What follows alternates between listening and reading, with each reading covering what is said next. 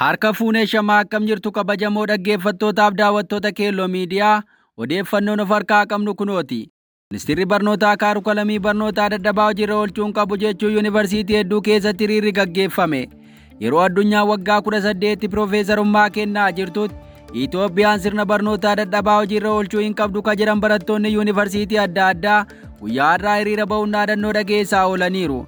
Barattoonni yuunivarsiitii waggaa sadaffaatti barnoota isaanii xumuruun waggaa tokko tajaajila barsiisummaa akka kennan seerri dirqisiisu bara barnootaa 2019 lakkoofsa Itoophiyaa irraa eegalee hojiirra ni oola jedhamuun barattoota mufachiisuu isaa gabaasichi ibseera. Kaarukalamiin dhaloota kanaaf hin mallee akka jedhan barattoonni kunniin umurii ittiin barumsa xumurree biyya gargaaru nu jalaa gubataa jira jechuun mormii isaanii dhageessaniiru. Kanarraa ka'uun yeroo ammaa kanas yuunivarsiitii biyyattii guutuutti yaadi mormii dhiyaachaa jiraachuu odeessaaleen ba'an mirkaneessaniiru. Kanaanis guyyaa har'aa Bulee Horaa yuunivarsiitii, Amboo yuunivarsiitii, Arsii yuunivarsiitii keessatti barattoonni hiriira ba'uu isaanii dhaga'ameera. Nuti ilmaan hiyyeessaa yuunivarsiitii keessatti waggoota meeqa maatiin cinqamee nu barsiisee naaf eebbifama jedhee osoo eeggatu hanqina barsiisotaa jechuun naannootti deebisanii waggaa tokko erga tola barsiisee booda haala haaraawwan mooraatti akka deebi'ee baratu jechuun seerri ministeerri barnootaa baasee haqamu ka jedhan barattoonni mormii isaanii jabeessaniiru. Barattoonni kunneen baajeta barsiisaaf ramadame kiisii kaayachuun barataa abdii kutachiisaa jira ka jedhan yoo ta'u, nuti ilmaan hiyyeessaa abbaa fi haati keenya rakkoodhaan nu barsiisan nyaata dhala namaaf hin taane nyaataa waggoota hedduuf obsinee barannee tola tajaajila naannoon qabnu jechuun dhaadannoo dhageessaniiru. Mormiin kun Bulee Horaattis kan eegale yoo ta'u, yuunivarsiitii adda addaa keessatti gaggeeffamaa ooleera. Oduu keenya itti aanuun obboleessi Tolaa Bariisoo hoogganaa biiroo barnoota Oromiyaa ajjeefamuu dhaga'ame. Oromiyaa keessatti nagaan akka bu'u lallabamus daandii nagaa filachuurra waraanatti fuulleffachuun ajjeechaan uummata irra ga'u mana nama hundaa akka seenu laasaqeera. Akka kanaan Tolaa Bariisoo hoogganaan biiroo barnoota Oromiyaa obboleessa isaa du'aan dhabuutu dhaga'ame. Akka gabaasni argame jedhutti namni Dambal Bariisoo jedhamu obboleessa Tolaa Bariisoo ka ta'e ajjeefamuutti himame. Namni kun osoo gaarii yaabbatee deemaa jiru milishaa fi poolisii Oromiyaa rukutame ajjeefamee jedhan.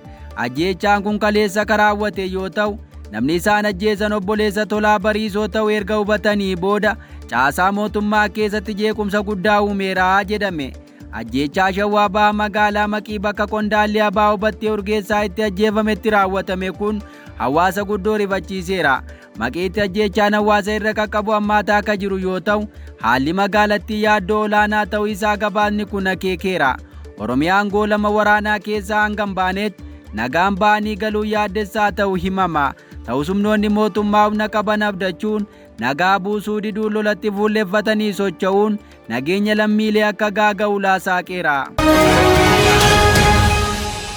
Oduu keenya birootiin Jeneraal Hayiluu Gonfaa qawween nagaa deebisa jechuun yaada isaanii kennatan. Qe'ee waraanni gaaga'aa jiru ka furmaanni isaa bubbulee Oromiyaa keessatti ammallee daandii furmaataa akka dibametti jira. Qaamoleen wal waraanaa jiran humnoonni mootummaa fi kaan waraana irratti fuulleffachuu jabeessaniiru. Inumaa humnoonni lamaanuu nati irraa ana ilaalcha jedhuun waraanni xumura hin qabne ka dinagdee fi lubbuu lammiilee biyyattii gaaga'u cimee akka itti fufu laasaqeera. Qondaalonni mootummaas miidiyaa qaban gargaaramuun ulaa nageenya buusuu hordofuurra kallattii waraanni itti hammaatu dubbachuu filataniiru. Akka kanaan qondaalli mootummaa Jeneraal Hayiluu Gonfaa qawween nagaa akka deebisuutti ibsuun barbaachisummaa waraanaa irraa alaan dubbataniiru. Haala yeroo ilaalchisuun miidiyaa mootummaa waliin gaaffiif deebii taasisan Jeneraal Hayiluu Gonfaa dhimmoota adda addaa irratti ibsa kennaniiru. Qondaalli mootummaa kun tibbana fuula miidiyaa hawaasaa dhuunfaa isaaniin nagaan bu'uu yaadota jedhu deddeemsisaa turan. Haa ta'u malee akkaataan isaanitti nagaan akka bu'u gaafatan adeemsa hordofamuu qabuutu hin taane waboo bifa boojuu qabbanaa booji'uuf kan isaan dandeessu ta'uutu ibsame. Obbolaa gidduutti waraanni barbaachisu ka jedhu kaftiin Jeneraalli kun laatan naannichatti nageenya waaressuuf lolli akka dhaabbatu gaafataa turan. Waraanni bilisummaa Oromoo ajandaa Jeneraalli kun deddeemsisaa turan qeequun tibbana nagaa sobaa biyya himadii fi lola haaraa dirooniin uummata irratti labsame jechuun ibsa baaseen lola kana fudhatama dhabsiiseera.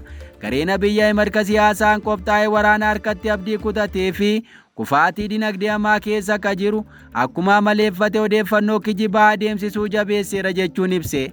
Ibsa sadaasa 7 bara 2025 baaseen waboon Olola kanaan kijiba kaadireen dhukaasa obbolaa gidduu callisiisuu jedhuun miidiyaan adeemsiftu siyaasa bitachuuf kan dhimma itti ba'amedha jedheera. Jeneraal Haayiluu Gonfaa turtii OBN waliin kaleessa taa'isaniin qawween kan hojjetamuuf nagaa buusuuf nageenya lammiilee eeguuf jechuun ibsaniiru. Qawween akka barbaachisaa ta'u kan himan Jeneraal Haayiluu Gonfaa ammoo uummatatti galagalchuun hin feesisuu jedhu.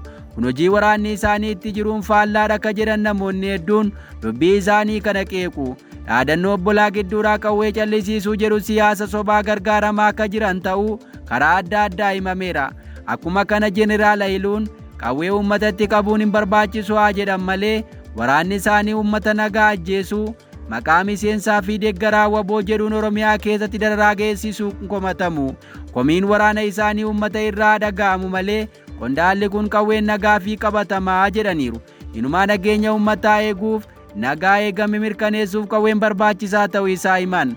Qawween wabii saba tokkooti ka jedhan Jeneraal Haayiluun bulchiinsa wayyaanee keessatti qawween hidhannee uummata keenyaa wabii waan ta'uu dideef keessaa baanee gara abaa'otti dabalamnee jedhu.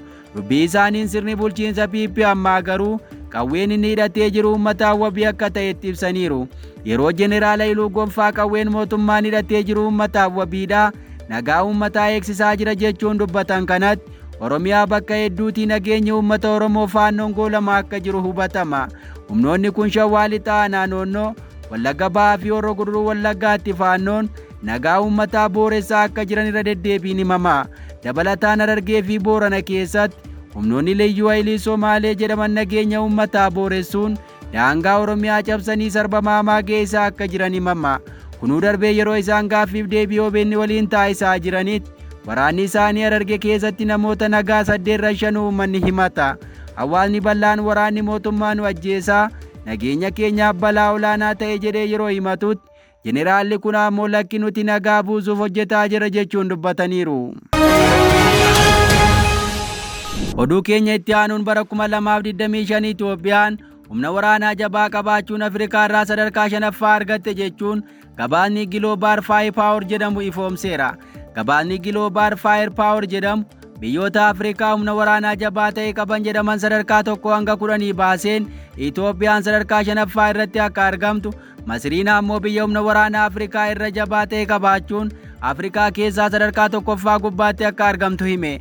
Biyyoottan kun kan ittiin madaalaman naannicha keessatti humna waraanaa lafoo baay'ee qabaachuu, hidhannoo meeshaa waraanaa ammayyaa hidhachuu, naannicha keessatti humna galaanarraa fi qilleensarraa jabaa qabaachuun kan madaalamu ta'uu ibsame. Kanaanis Masriin biyya waggaatti doolaara biliyoona 5.88 humna waraanaa qofaaf oolchitu yoo taatu, humna waraanaa jabaa meeshaa ammayyaatiin deeggarame, taankii lolaa, konkolaataa fi heelikooptara waraanaa barbaachisan hedduu qabachuun Afrikaa irraa sadarkaa 1ffaa qabatteetti. Itoophiyaan ammoo biyya loltoota lafoo baay'ee qabaachuun beekamtu yoo taatu, waggaa tokkotti doolaara Ameerikaa biliyoona 2.10 hojii humna waraanaatiif oolchiti jedhame. Kanaanis Itoophiyaan baay'inaan loltoota 10,000 lakkaa'aman oomishuun akkasumas humna waraanaa qilleensa irraa jabaa ta'e qabaachuu gabaasni kun ifoomseera. Dabalataanis xiyyeeffannoon Itoophiyaa humna waraanaa lafoo ijaaruu, humna ittisa daangaa fi nageenya biyya keessaa kabachiisu jabaa uumuu irratti kan xiyyeeffate ta'uu gabaasni kun eere. Kanaanis Itoophiyaan ga'umsaa fi haalota waraana hedduu biyya gonfate yoo taatu, Afrikaa kibbaatti aanuun sadarkaa 5ffaa gubbaatti argamte jechuun gabaasni Global Firepower jedhamu ifoomseera. Egaa dhaggeeffattoota Keelloo Miidiyaa odeeffannoon of harkaa qabnu kanan gammaa dhaggeeffattan ture. Qophii Keelloo hafe waliin turtii gaarii.